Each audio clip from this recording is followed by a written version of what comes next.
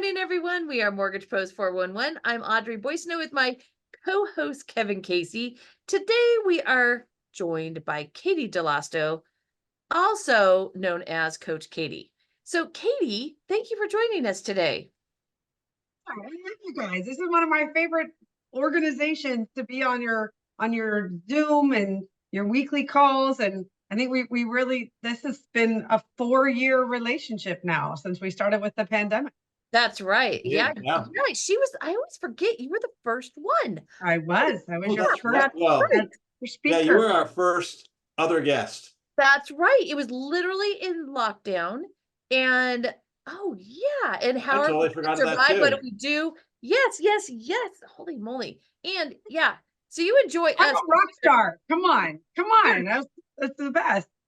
Oh God, that was really something else. Thank you for that little traipse down memory lane. It's a good reminder that we've been doing this for over 4 years. Can you believe that, Kevin? That's crazy. Yeah, it is crazy. And if we have one claim to fame, it's that we're not boring. That's for sure.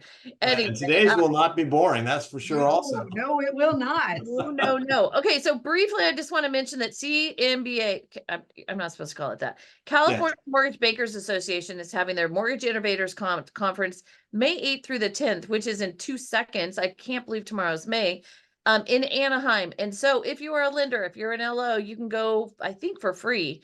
So if you are interested, we went last year, it was great. Really loved it. It was very interesting. So by all means, join them there. And also just want to throw it out there that it is a very busy week for economic information. And so tomorrow we have the Feds will be wrapping up their 2-day meeting, and they will have their comments and a press conference. The comments are at 2 p.m. Eastern time. That's 11 a.m. our time. And so it's always about what are they going to say, right? So yeah, not going to be good. Well, we know that it's not, we know they're not going to lower rates because that has now been pushed out into oblivion, which we'll circle back to in a little bit. You know, the Fed 2032. What? 2032 oblivion. Right, exactly. Like we started off the year, it's like, woohoo, we're gonna have all these Fed cuts, and now it's down to maybe we'll have one. Seriously. And that has happened very much in the last few weeks. It's crazy. So the thing to listen for tomorrow is what about tapering? So they're currently letting $95 billion run off of their balance sheet every month, and they may cut that in half. And so they may indicate tomorrow when they might start that. So stand by and listen up for that because that will be interesting. So if they start letting stuff not roll off their books, that actually stimulates the economy a little bit. Well, that helps, and that should help rates. But you know, we know we can think that might be happening, but for God's sake, don't wait for it. Okay, so tomorrow we have the Feds, we have the JOLTS report, that's job opening labor or turnover report, and ADP, which they are expecting 179,000. I always want to put dollars on there. Job creations, and Thursday, as every Thursday, we have initial. Why only 179,000? Listen, they just pull these numbers right out of these estimates right out of their, year. So who knows? But when they don't hit them, they get upset. Hang on. BLS is on Friday. You know, that's my favorite, very favorite Bureau of Labor Statistics. Guess how much they're expecting? I'm going to say they should be expecting 240,000. Okay. Did you see that? Some of that is too close to be a coincidence. 243,000. Are you kidding me right now? Right out of my head. Yeah, I always say with Kevin, just wait for it. Just wait for it. Oh, there it is. Okay, so now if I was on that committee, that would be my number. Okay. Well, and let's see how close my number is to now. I'm not saying the one they're going to announce on Friday. I'm meaning to the one that they adjust to. Yeah, really. Months from now. And more importantly, once you do a little dive into the actual report on Friday, let's see how many are actual, full-time jobs or jobs you could actually make a living at versus the part-time stuff that's been popping up lately. Okay, so they're expecting the unemployment rate to stay at 3.8%. So very big week, my friends.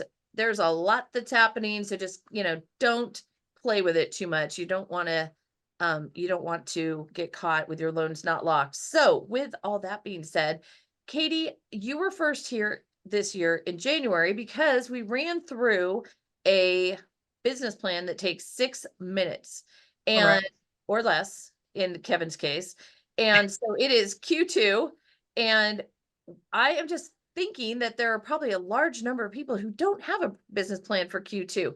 And then I loved it because when you and I were like, what should our topic be? And you're like, basics, people. We literally went with that as a title today. So we are going to get into, what we should be doing. So Q2, do you have a business plan? If you don't, Katey, take it away. Show us what you should do. All right, you got to enable screen sharing. Yeah, God, I was just about to do that, I swear.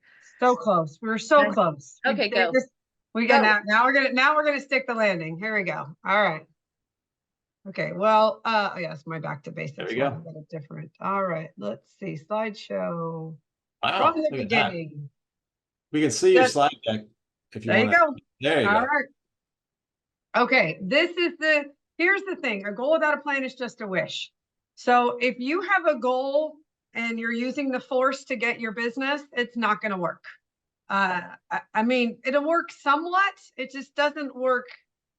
No. perfectly. No, we're not going to even throw that out there. It just doesn't work. You know how I know this? Because I lived the airy fairy life for many, many years and I'm over it. You got to write this crap down, people. It's Yes. got to be in writing. You have to have lists. You have to have some structure. You need it in writing. All right, moving right along.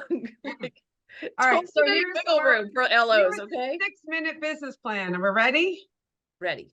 Okay, so this is for the year, and then you just back out the math from here. So this is just the math, and you can do this if you want to make $250,000 in a quarter. We just do this math, but this is also something you can share with your realtor partners because they likely also don't have a second quarter business plan, and we're 1 month into the second quarter, just so we're clear about this. Yeah. So we're really talking about 9 to 10 weeks, depending on how you look at the calendar. So if your goal is $250,000 and your average commission check is $5,000, that means you need to close 50 transactions in the year. Fair enough? Fair. Fair enough. You can adjust this whole thing as you go. With 50 transactions, how many appointments do you need to meet your transaction goal? And this is how I define an appointment. An appointment is a meeting to list, and for realtors, list buyers or sellers. For loan officers, an appointment is somebody who is interested and curious about refinancing or purchasing a home. Okay, that's an appointment. Somebody who's ready, willing, and able. Ready, willing, able, right? And sometimes you're going to sit down with the appointment to find out if they are able, which is fine. That still counts as an appointment. Somebody that's motivated, wants to do something, they need to crunch the numbers, all that good stuff. How many leads do you need to get the appointments? A lead to me is somebody who's ready, willing, and able to purchase or refinance in the next 6 months. That's a lead. That's a contact, somebody who's interested, somebody who you met at an open house, somebody you met at a networking event, your second cousin who's thinking about maybe refinancing in a year when the kids go to college. Those are great. Those are contacts, and you still need to have them in your contact management system. I'm a big fan of email twice a month, call once a quarter, do the annual mortgage review, all those things that you do to stay in relationship with people in your contact management system. Those are contacts. Those are not leads. Leads, contacts, then leads, then appointments, then clients, then past clients, and we start all over again because the past clients become contacts. See, it's cyclical. It's a circle. All right. So how many leads do you need to meet your appointment goal? I believe it's 10 leads for every one appointment. Fair enough. Now you can track your own numbers and track your own conversion rate. If you're going to work 40 weeks a year, that means you're taking 12 weeks out of your business. It's really, really important to plan project time, thinking time, strategy time. It's what we call, where you talk about going to the Innovators Conference next week. That is taking time out of your business to be curious, think, network, talk to other professionals about what they're doing, what's working and what's not working. That sounds a little like, wait, I need to take a week off to grow my business. I should just be working. And I totally agree with you. Taking a week off to work on your business and come up with your plan and talk to other people that are doing their plans and learn stuff is huge for your business. Okay, that's nice. So if you're like me and you see 12 weeks out of your business and your brain wants to explode, just move right along and change the number to whatever you want it to be. All right. Because I know Kevin would like to have 52 weeks of working on his business. And you know, Katie is very structured where like today she's like, I was working in my business today. It's my project day. And so that's great. If that much vacation and that much makes you crazy to think about, just incorporate it into part of whatever you're doing too.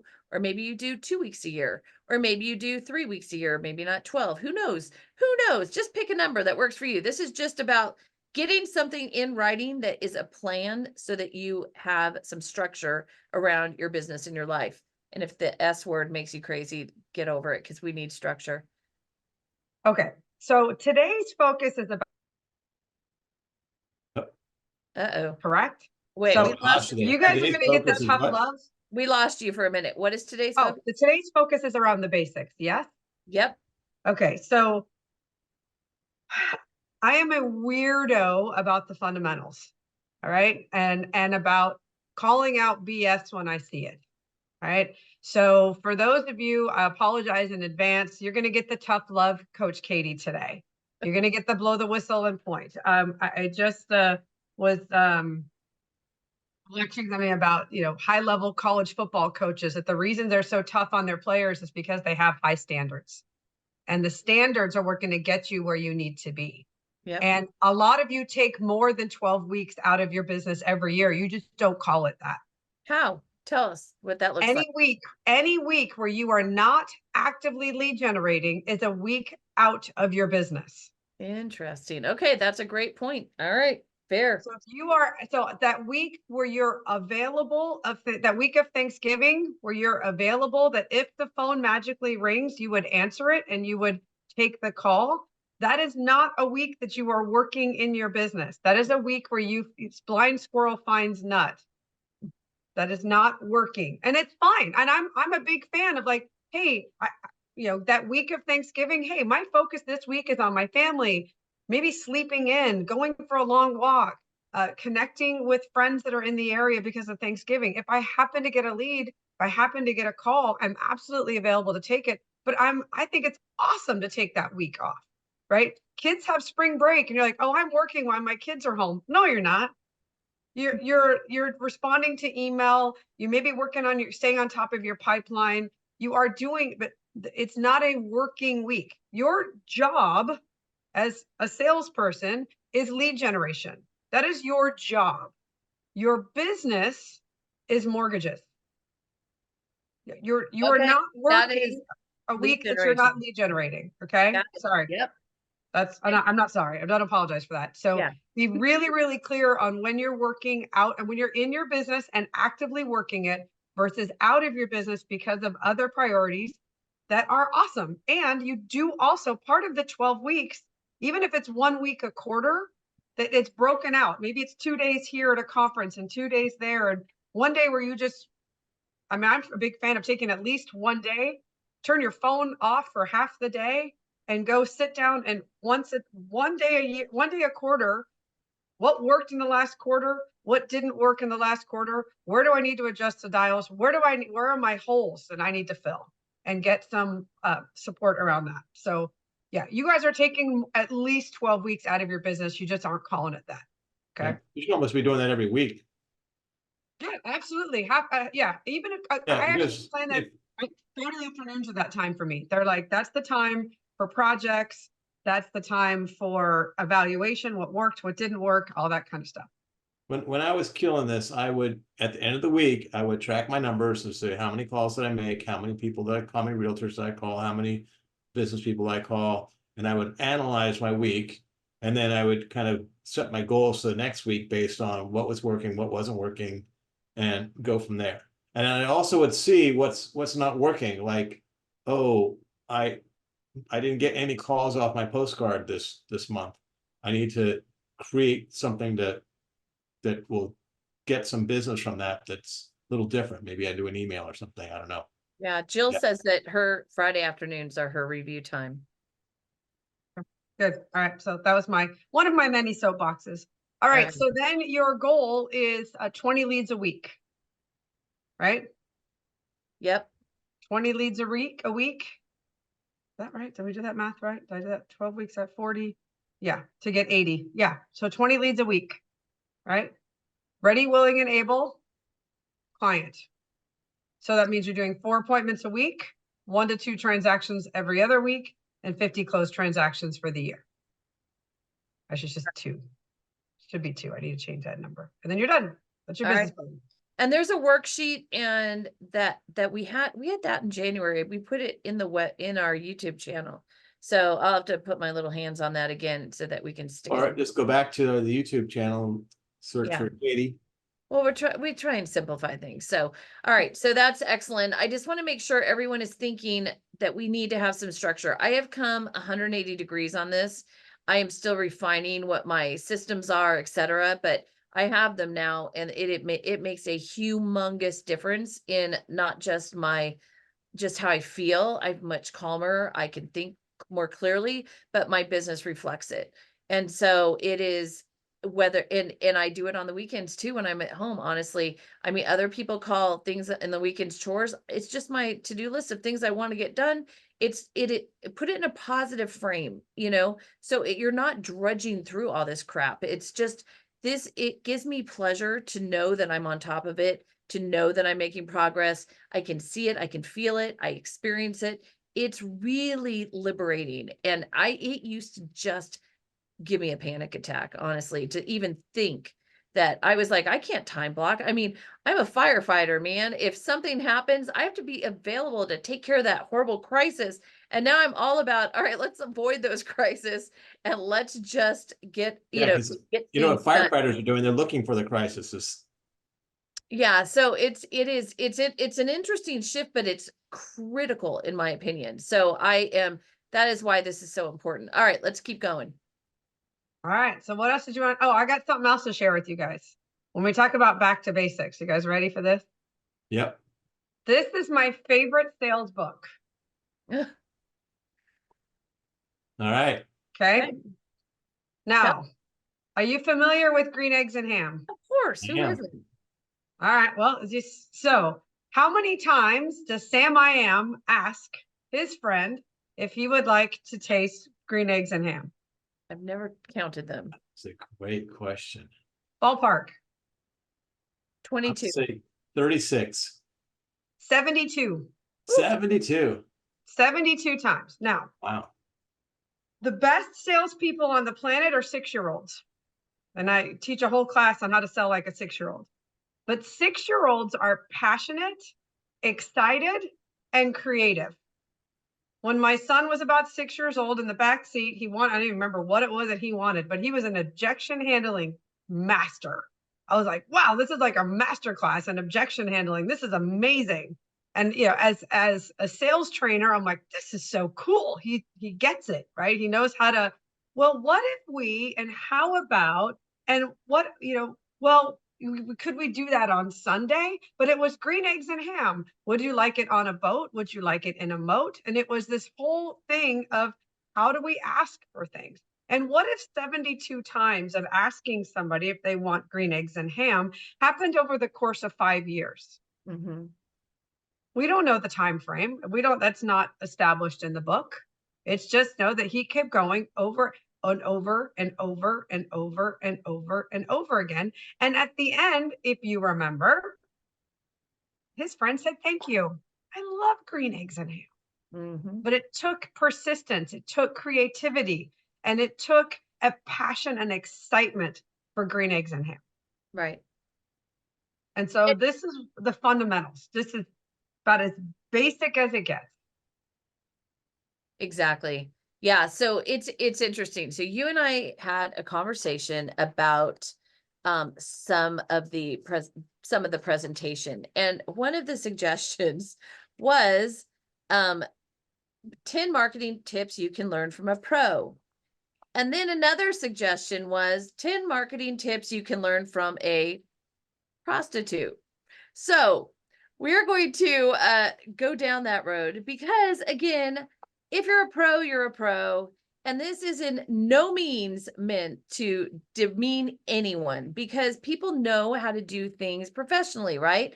whatever your profession is, you have to really hone in on what is going to get you the business, what works, what doesn't work, et cetera, et cetera. So without talking about short skirts too much, we're going to talk about what you should do to market yourself like a pro. So number one was, Katie, if I am correct, attract the attention of your target market. So let's talk that through. Yes. So I've got the slides up here, so we can take a look. This was actually taken from a blog. I actually taught this at a local board of realtors class about 12, 15 years ago. When we still say the word prostitute without Well, print. we did it this way. We did, you can learn from a pro, ... Okay. And then, you know, I jumped into this, but this was actually from a guy's blog. That it's meant to be funny. It's meant to be, I mean, maybe it's just because I just spent some time on Hollywood Boulevard that, you know, I got to, you know, experience some interesting characters, and just that, and also to make it funny and silly, because a lot of people get really wrapped up in, I don't know what to do. How do I attract business? How do I get out there? And it's like, well, let's talk about the world's oldest profession, right?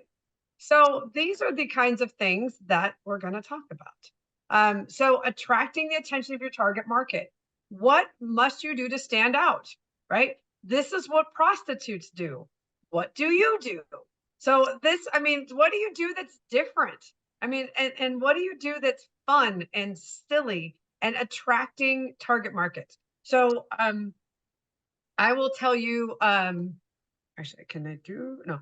So when I was a pharmaceutical sales rep, we used to get 60 to 90 seconds to talk to the doctor. It was you, and it's still that way. Like, you go in, they're writing in somebody's chart, they have to sign off for the samples, or they did back then. And so you had a really short amount of time to talk about 3 different drugs, and we had a certain order that we had to talk about these different prescription drugs. And I was like, okay, I don't know how to get these guys' attention. They're busy. You never know when a doctor leaves the room, what kind of news they had to just deliver to somebody, right? You have no idea what emotional state that they're in. So I started getting Matchbox cars, and little baby Matchbox cars. And I wrote the name of our antibiotic on top. And then when I would see the doctor, I would shoot the car across to the doctor. He or she would grab it, and they'd look up at me because it was a pattern interrupt, right? So they looked up and they're like, what's this? I go, just want to remind you that our antibiotic works faster than the competition. And they would laugh, and they're like, that's funny. And I was like, yeah, hey, you know, so if somebody comes in with bronchitis, please write our prescription, right? And you go to the same doctors every month. I had doctors that had my cars lined up on their desk. The little stupid $1 Matchbox cars, and my numbers went through the roof with the stupid, cheesy $1 Matchbox cars, and it worked. It got me to stand out from the crowd. I also happened to be really, really nice to the receptionist when I walked into the office. I always brought snacks or gifts, candy, something for the receptionist when I walked in. To make, because I know, because she was the gatekeeper, right? So just like, it's not that difficult to be exceptional in this business, people. It's not. Yeah, and not expensive either for $1. No, dollar Matchbox cars. I mean, it's something silly. Another thing that I did to attract the target market is I used to go out with a title rep, and we would go bring food to realtors at open houses, because the number of realtors who forget to eat lunch is staggering. Because they get busy setting up for their open house. They're getting all the stuff together. They're putting the signs together. They're, you know, walking through the house, make sure everything in the house looks good, blah, blah, blah, blah, blah, blah, blah, blah. And all of a sudden it's 1 o'clock, and they're like, oh crap. All I have are these, you know, Costco cookies sitting out, and I'm starving, right? Because they started their process at maybe 10 or 11 o'clock in the morning and never ate lunch, right? So we would go by and give them McDonald's cheeseburgers and say, not your typical, in your case, you can say, I'm not your typical cheesy loan officer. Oh my God. I also don't eat at McDonald's, but whatever. I Okay. mean, Do you understand how many appointments I got from doing that? Wow. That's Because interesting. I was like, did I earn a right to sit down with you and talk about your business for half an hour? They're like, absolutely, because they were starving. Again, those are $1.50. Not We bought a anymore. bottle of water and a McDonald's cheeseburger. Yeah. Now, so some people are like, oh no, I don't eat that stuff. So, maybe have a couple protein bars in your bag and go to Costco and buy the big giant thing of protein bars. We're starving to death at these things. It's definitely gotten more complicated. I had a signing yesterday with some clients, and back in the day, you'd have gone to the Sunrise Bistro and gotten some coffee cakes and pastries, or you would have gotten bagels or something. And now I'm like, okay, is someone diabetic? Are they gluten free? Are they this? Are they that? And I'm like, forget it. I'm not doing anything. We'll do something later. So anyway, okay. But to your point, got it. Pick something that is going to help you attract some attention. And if you don't run on the cheesy end of things, which some of us are less inclined to be attracted to that, you'll figure out something, right? Can you think of something that's not so cheesy, Katey? I am cheesy, so it's going to be difficult for me. But it may just be if you're really going after like a luxury real estate agent. So like invest in something like maybe it's worth it to go get like a Gucci keychain, right? Or go, it's something that just want to make sure that you remember that I'm a key to your business. I mean, that's cheesy too, but I mean, you can go get something. You can drop by, and I know you got to be careful on the gifts thing with all RESPA. But I mean, that's partly why the dollar thing is good, but you could go get a higher end snack, right? Yeah. From a go to Whole Foods and get something fancy, right? And so that you make it but the idea is that you are caring about them. Yes. Right? Yeah. What's important to them? They're starving. Right. There's a huge percentage of agents that forget to eat lunch. I was one of them. I totally get it. And they were like, how did you know? I'm like, seriously? Like, because everybody does it. Right. And it's easy to understand why it happens. Yeah. And then you guys, when you go and visit them at open houses, you ask the question, like, what do you need right now? Like, what? Because that was actually how it got started, is somebody was like, I'm starving. And I was like, well, of course you are. Like, what do you need in your business right now? Like, right now I'm starving. And I was like, let me run. I'll go get you something. Right. But they couldn't do anything at the open house. Right. Which is another reason, if you're going to do a mega open house, to have it catered with food so that you can eat too. Okay. So target market. Okay. This is the next one. So we talked about your value proposition, your elevator pitch. Does everybody have an elevator pitch? Okay, this is the part a bit back to basics that I think is the biggest challenge for most people in this market, particularly people who have only been in this business since 2012. If you got into the business from 2012 up until now, this is your first shift. And a lot of those people got out because they're like, whoa. Yep. No, that our business is cyclical, just like we have changes in the seasons, right? This might be winter. Okay, great. Yeah. And that could be something funny too. You could bring a scarf to people. We're in winter, right? Even though it's May, right? The concept is that, we've got to get bundled up, right? Which means we've got to take care of ourselves, right? That's why you bundle up, is to stay healthy, right? What is your value proposition? What do you as a loan officer bring to the table? If you say your value is to close loans on time, I'm going to throat punch you. I swear. That drives me crazy when I hear loan officers like, oh, we close loans on time. I'm like, what? And to me, that seems like a minimum standard. Or I have the lowest rates. I mean, seriously, if that is your value proposition, move it along, people. That is not going to cut it. No. Not. And so so what is your value price and what is your elevator pitch? Now, here's what an example I've used. I learned, and then I use it in coaching others. Your elevator pitch is what you love about what you do. Because if somebody says, what do you do for a living? What do you do for work? And you say, I'm a loan officer.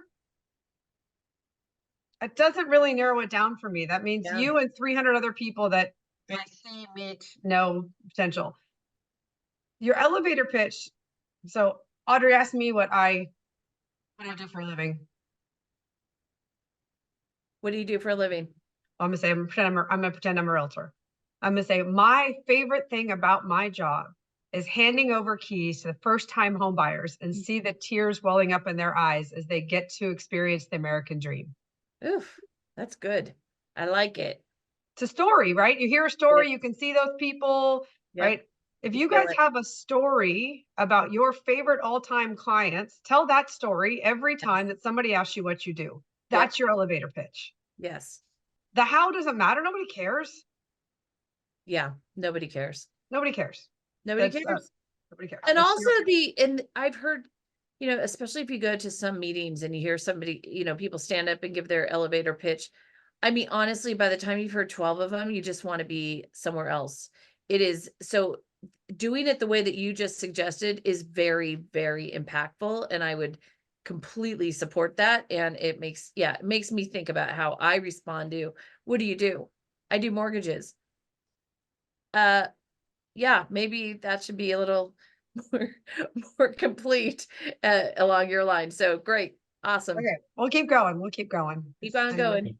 I have, actually, I was just writing that down because I have one where I pitch and I just say, why I do what I do is because I get letters from my past clients. I got a letter recently from a client 5 years after I did her loan, telling me how I had changed her life so dramatically. She didn't think she would ever own a home. And because of me, she owns a home today. And was able Aw. to raise her kids in a great school district, and it totally changed everyone's life. Bingo. 5 years later is remarkable. Drop the mic. Yep. Yeah, right. Done. Like run through brick walls to make that happen Yeah. again. Right. Mhm. 100%. So I would encourage all of you to write your elevator pitch, make it that even if right now you just jot down a couple of notes or just the name of that favorite client. And that's the story. Tell the story. We as humans, long before we could write, we shared information through stories. That's Stories. Yep. stories are actually how you memorize things. Right. So yeah. So think about your story. Okay. Yep. All right, here we go. More pictures for you, Audrey. I love Come know you on, love you it. have another slide. Go to that one for number 2. Good God, I do not want to be on this for the next 5 minutes. I don't. Mark it, I know you have mark it it in at number places where 2. your audience can be found. All right, they're not in church pews. All right, just don't Oh. stop it. Stop it. Okay, that is the There we like. go. There you go. You're happier now. Yes, So good God. right. Okay, these are the people that spend all their. Okay, stop spending time in your office.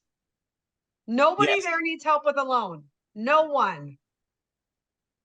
Okay, go. I disagree with you about the church pews, though. Now you can find Okay, loan if business you're in the a church mortgage pew. professional, If you're yes. a mortgage professional, Yes. different profession there, Kevin, different profession. Yeah. So you can be a professional and find business in the church pews. Yeah. And you can, and again, volunteering at church, volunteering at other organizations, go to Starbucks, have a sticker on the back of your laptop that says, ask me about rates, which we're going to get into that in a minute. Where are buyers and sellers? Okay, this is, okay, I'm about to get on another freaking soapbox. You guys ready? People buy and sell real estate because the time of their life, not timing the market. Exactly. People buy and sell real estate because of the time of their life, not timing the market. Correct. Right. So where are those people? I had a realtor say to me the other day that she got her specialization in senior real estate services, and she spends a ton of time at retirement homes, retirement communities, Yes. volunteering, doing some programs that for their employees at the retirement community. So because when you got to move, like I know when we moved my grandmother into assisted living, we sold the house after we moved grandma into assisted living. A lot of people are doing that. Hello. People are still going into assisted living despite the rates. Yeah. It is, we've been talking about this for 4 years. You have to leave your house. I mean, we got so spoiled and so, you know, when it's raining loans, that's one thing.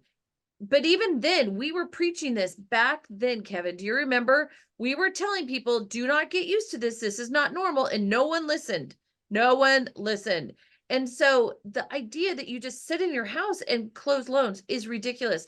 There is something that happens at a chemical level when you are face to face with another human. It doesn't happen on Zoom. It doesn't happen over the phone. It's better than just an email, but it's not the end game. And that's not how you're going to get out of this slump that many people are in. The only way you are going to get your business moving again is if you get up and go do different things, which I'm telling you, I am so on a mission about this personally. I finally have taken all the advice that we've been hearing and giving over the last few years. I'm doing it, and it makes such a huge difference. But again, as humans, we need face-to-face. You think that you're better working out of your house? Guess what? All the studies show that people who are together in an office do better because there is that energy that they're surrounded with. And even when you talk to people, to owners of companies, and they're like, yeah, when the processes are in the office together, they solve problems together. LOs solve problems together. You learn things. You have those water cooler moments, and you have that interaction that is so critically important. Innovation happens. Everything happens when you are not in an office by yourself.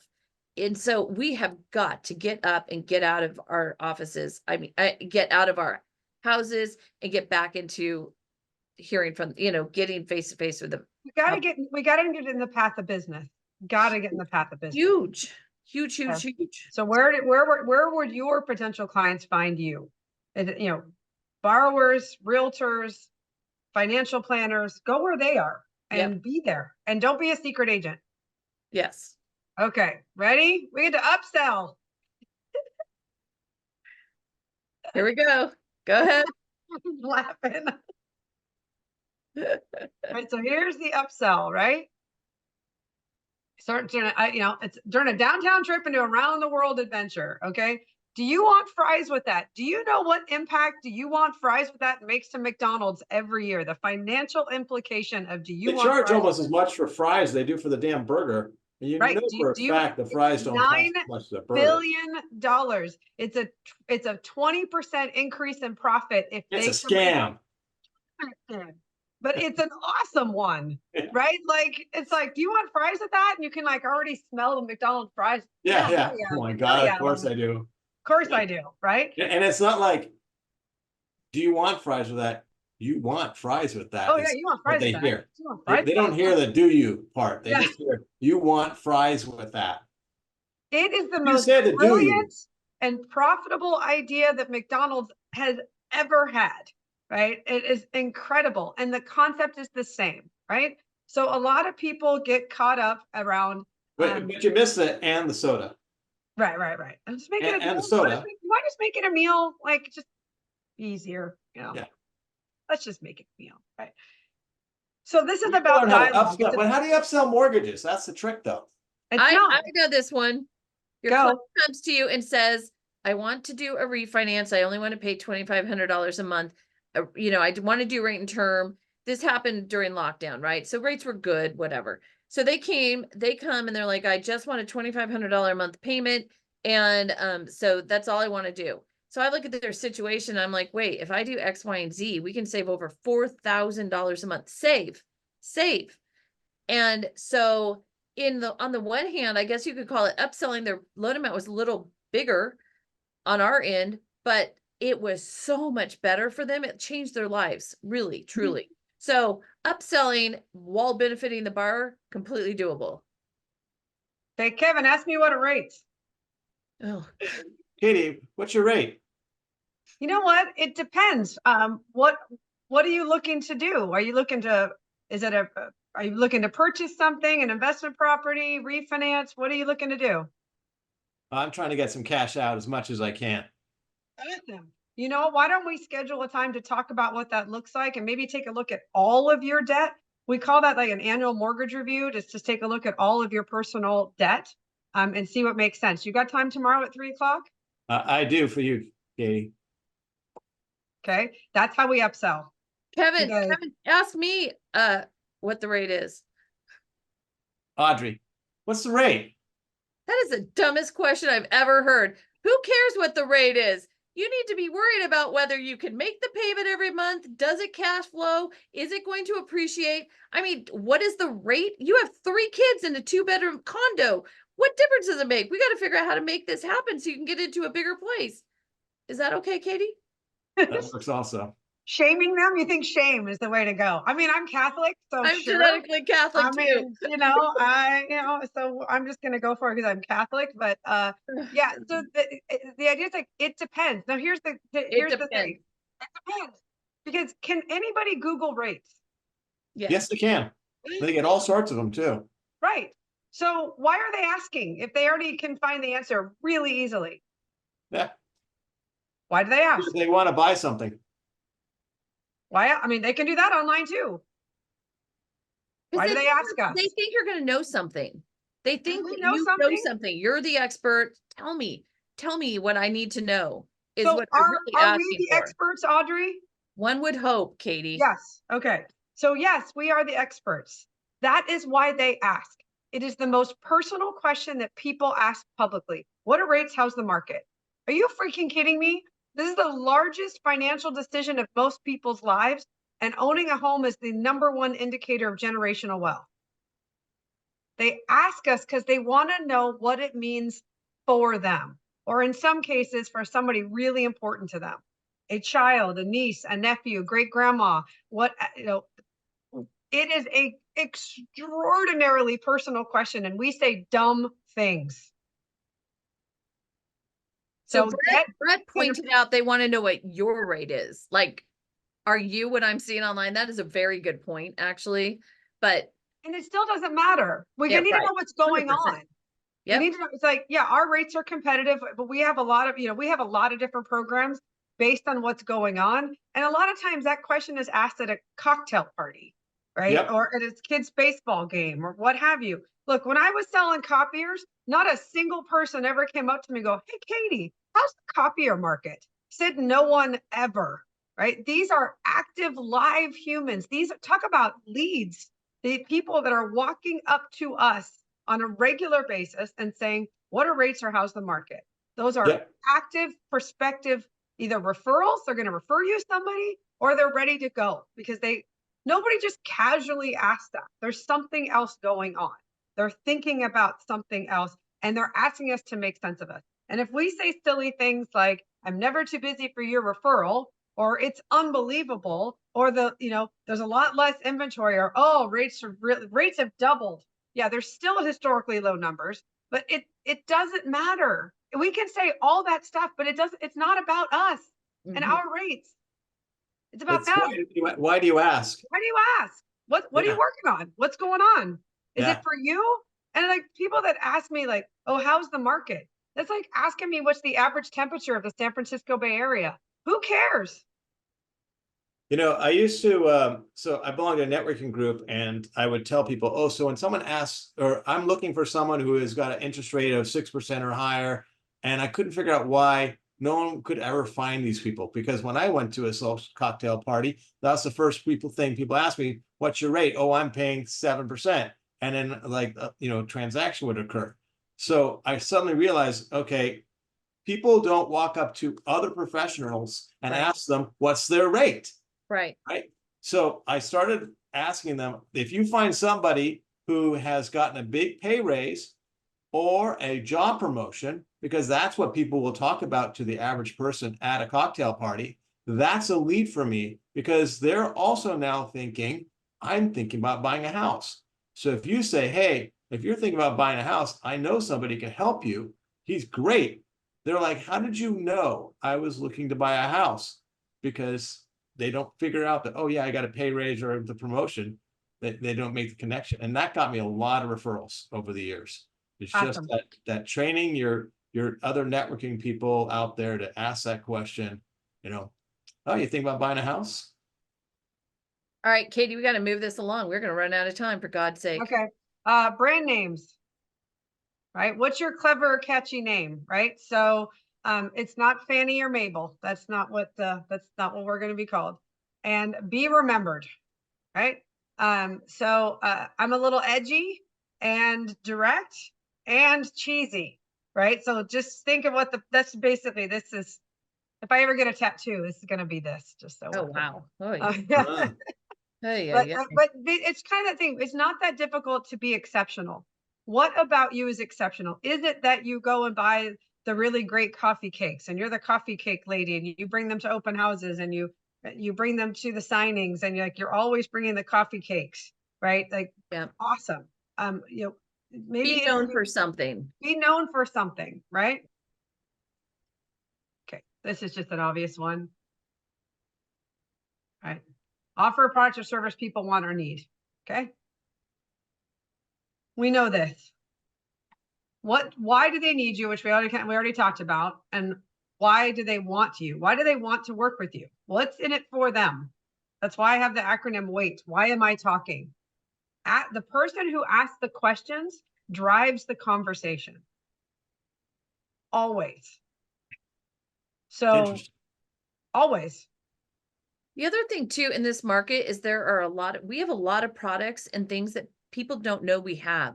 Of They course. don't know things have changed. They don't know. I mean, they know that they're self-employed. It was always impossible for them to get a good loan.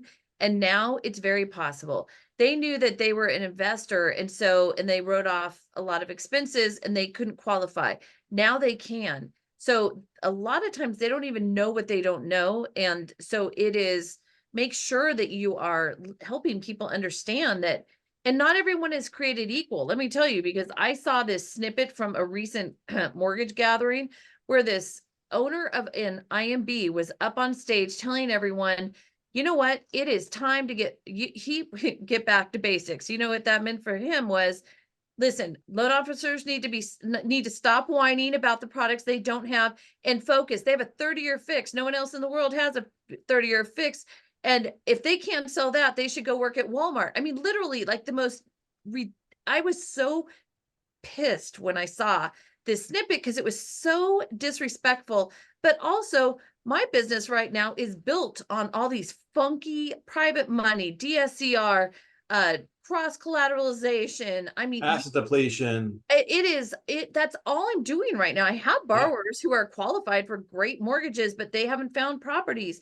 Okay, so then what, right? So there is this narrative out there at some levels where, what's wrong with you? You can't sell a 30-year fix. Well, guess what? There's a whole world of products that can help all these borrowers that wouldn't be able to acquire an investment property or wouldn't be able to do cash out, et cetera, et cetera. So we're going to be exploring more of that in upcoming weeks on here, because it is so important that we are really branching out from the traditional vanilla 30-year fixed, that's all you got, and really broaden the way we think. So let people know that they might. There's a ton of millennials and Gen Zs that still talk about 20% down. And I'm like, what year are you in? Yeah, right? it's I'm crazy. like, are you kidding?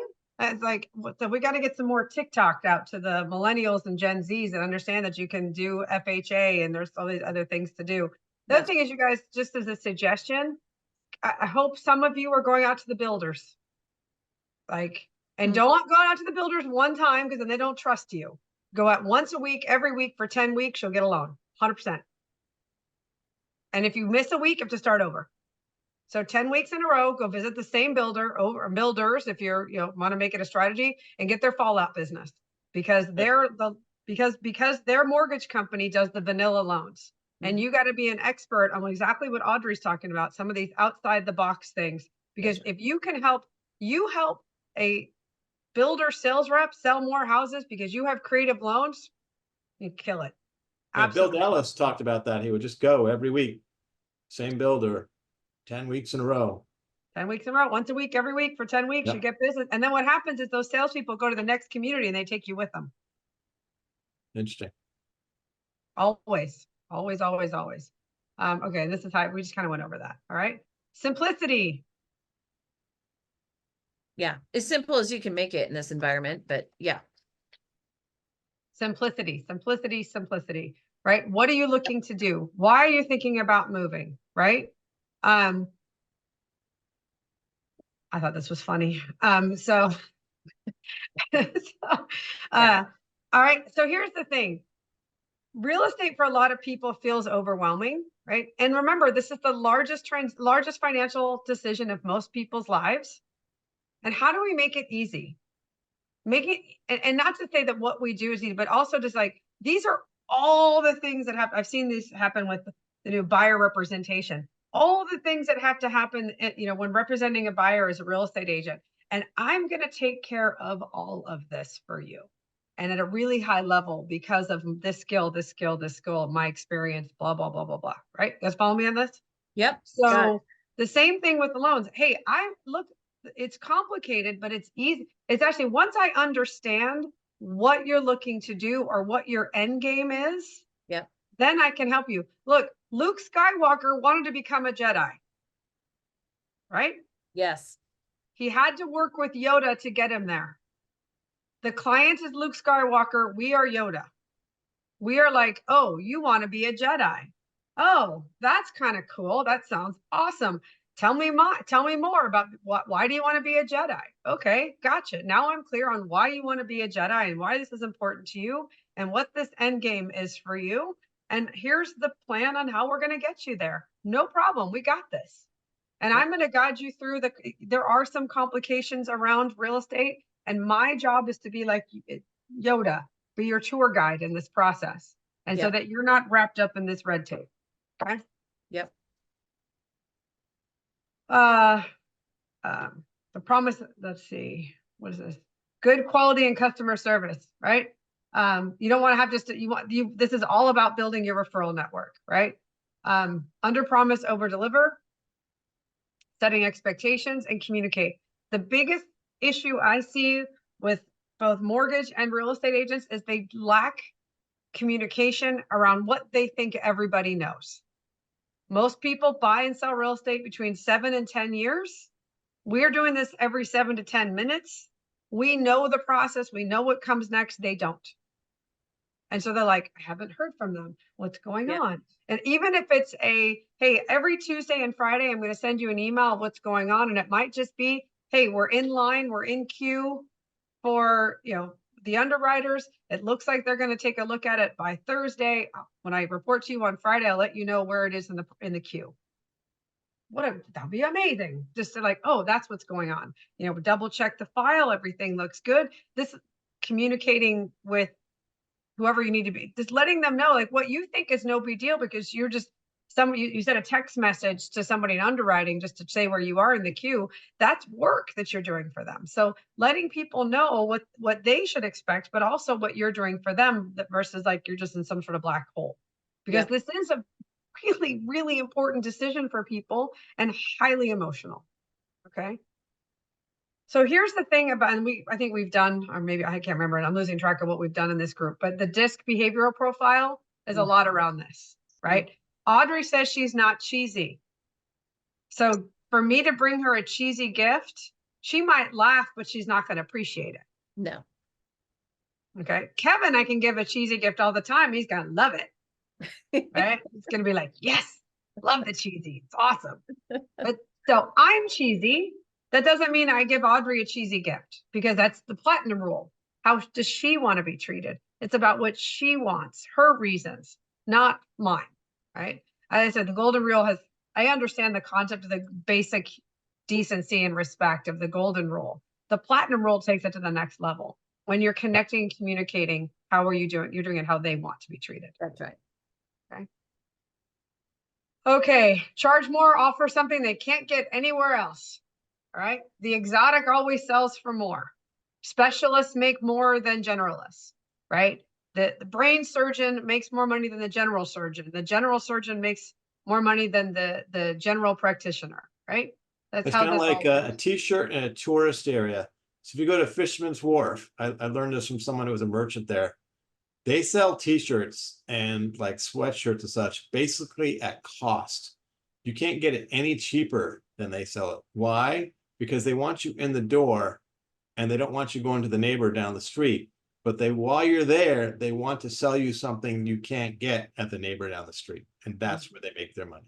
Mm-hmm. And then talking about your fees and commissions, how do you handle objections and what is your value? What value are you bringing to them? Right. And that's also even when you're talking about building relationships with builders, with realtors, financial planners. What are you bringing that makes you special, that makes you exotic, that makes you provide a significant value to them and their business? Their reputation is based on your ability to get the job done. So I am closing a loan today for $1.2 million. I did private money. It was 10.5% and 2.5 points. And my borrowers are falling all over themselves, thanking me, telling me that this whole transaction would not have happened if not for me, because they understood that what I did for them, they wouldn't have qualified. And so they originally thought they were going to sell 2 properties and then buy this place. They sold 1. They Nice. originally, you know what I mean? Like there were all these layers of difficulty that went into this. And before I got into the picture, they had a huge non-refundable deposit. And so it's interesting because even a few years ago, I would have been very uncomfortable with this kind of loan or this kind of rate, and I would have been apologetic, and I'm not. I'm like, this is the market, but this is enabling you to get to where you want to go. And this is our exit strategy. This is our next plan that we're going to do. And so you just want to make sure that you're not ruling things out for your borrowers before you really decide what it could be something that could help them. And in this case, it was totally worth it for them, 100%. So it's really interesting if you can get over yourself and what you can accomplish for your borrowers, you know. And by the way, we have a question here. Is the Zoom recording available? And it will be on our YouTube site, Mortgage Pros 411.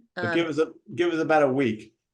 Well, yeah, our friend does it for us. God bless him. And so we're on his schedule. So anyway, but you can go back and watch any of them other than the CFPB. It's the only ones we can't post there. All right, we're almost done, Katey. Yep. So number 9 is ask for the date. Call to action. Be persistent. Keep asking for what you want. And this is asking for anything, right? Chapter 1 of my book, Fortune Cookie Leadership, is closed mouth don't get fed. Be persistent, be passionate, be excited about what you're doing. I mean, and then we've got coffee is for closers. It is your job to remind people what you do. It is not their job to remember. That's right. That's right. Yes. I say that every once in a while. Someone will say, someone was telling me the other day, they had their notary. I'm like, oh my God, you do? I mean, you definitely, remind me of that regularly because I'm going to forget because it's not really how I think of you. And so okay, can we move on to the next slide? Really? Jeez. Oh, but it's cute. It's Ariel. She's so cute. Okay. All right. Jeez Louise. Last thing you want to be remembered, right? The last interaction you have with them is how they will remember you. Yeah. Right? You know what's funny with that is how many times you get a call from a past client and you don't remember the client's name, you don't remember the transaction, but you remember that feeling. That feeling hits you the second their name pops up. And there have been clients that's like, oh, and I just had this feeling of like dread. Oh. And it's like, oh, I don't want to deal with this client. And then I look it up like, oh yeah, that's the deal that went like crazy. They were a client from hell. And I didn't remember anything. I just remembered that dread hits me. Or you get the other one, the one you prefer to get is, oh my God, you feel really wonderful, excited to hear their name, but you don't remember why. Right. And then okay, wait, that was a great transaction and really great clients. And so that's what you want. And it's really interesting how, yes, you remember how it made you feel. It is how it makes you feel. So I think that the point is we have been waiting for rates to come down for 2 years. Rates are not coming down anytime soon, and certainly not to where they were before. And we need to get out there and go get loans. We are still in the market. We have 4.1 million sales per year. Go get your part of it. 30 something. Oh, no. Go get your unfair part of it. Unfair share. Get your That's unfair share. Great. This is Great. this is the Unfair time for share. market share. All right. We can argue over which portion you're going to get some portion because a lot of people are getting no portion. There are a lot of LOs who are not doing much. To our friend Dave Stevens' point, 45% of realtors last year did 0 transactions. There are a lot of people doing no business. And if you're waiting for everything to get better, get over it. You're a salesperson to Katey's point. And so it is, all right, so here's the breakdown. 29% of properties sold over list price. Sorry. 29% of properties sold over the list price. Did you hear that? That means we have way more demand than we have Way. Buy, right? 32% were first-time home buyers, 28% were cash buyers, and 15% were investors. So we have this narrative that everything's unaffordable, yet 32% of the market is the first-time home buyers. So there is something out there for us to go and get. So it is a function of making sure that you know what's going on in the market. So when somebody starts talking about some headline that's a bunch of bupkis, that we are able to respond to it in an intelligent manner and help our clients understand that now is a good time. So we are out of time, and I have so much more to like economic stuff. Bottom line is appreciation is up. We are in a good place in real estate. Get out there and go do something. Do not sit at home waiting for it to happen. It's not going to. All right. With that, Katey, thank you so much for being here. Thank Everyone, you. go have a great week, no matter what the rates do. Who cares? Let's just move it along, shall we? Okay. Exactly. With that, bye, guys.